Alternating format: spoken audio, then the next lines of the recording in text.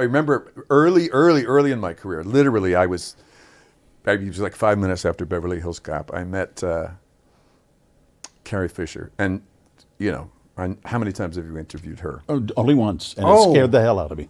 Oh, really? Okay, well, she did have, but anyway, I saw the witty, alluring, she was, and I just was like, gunk. So she takes me to a party, and then she goes off to the bathroom. So it's 1985. You know what going to the bathroom, it wasn't to pee.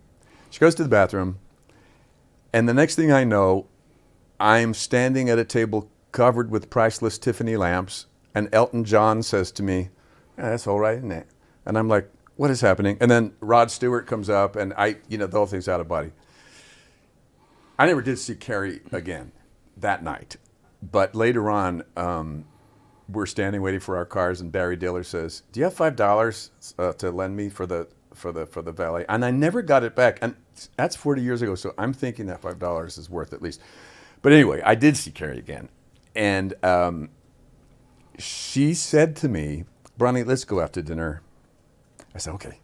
So we go out to dinner, and we're in this super, super fancy old school, you could hear a pin drop Chinese restaurant in Beverly Hills. And we haven't even been served yet. And she says, "Bronson, don't have a crush on me."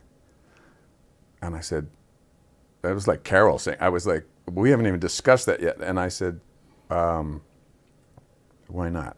And she said, "Because I'm a manic depressive and you don't need that." And I said, "Oh, I think I would not mind that."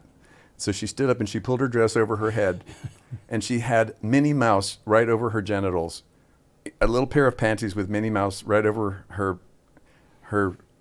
right there. The JJ. The JJ. And she had her dress over her head, and she said, "See?" And the owners came and dragged us away and shoved us out the back door. And I never saw her again. But the thing is, isn't that adorable that she did that? She just said don't. And then she showed me why. And we got heaved out of a restaurant while I laughed so hard that I couldn't even stand up. I was like, what's happening? I'm getting heaved out of a restaurant.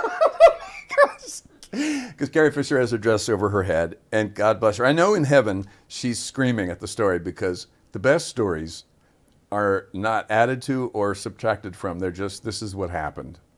That's what happened. They're just presented.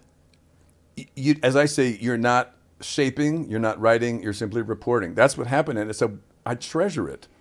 I treasure it. And that morning, my younger brother, thinking I'd get lucky and that she wasn't taking me to dinner to tell me not to have a crush on her, she was taking me to dinner, and that something else would happen. He came to my apartment and shoved a Princess Leia toothbrush under the door with a note that said, "For tomorrow morning."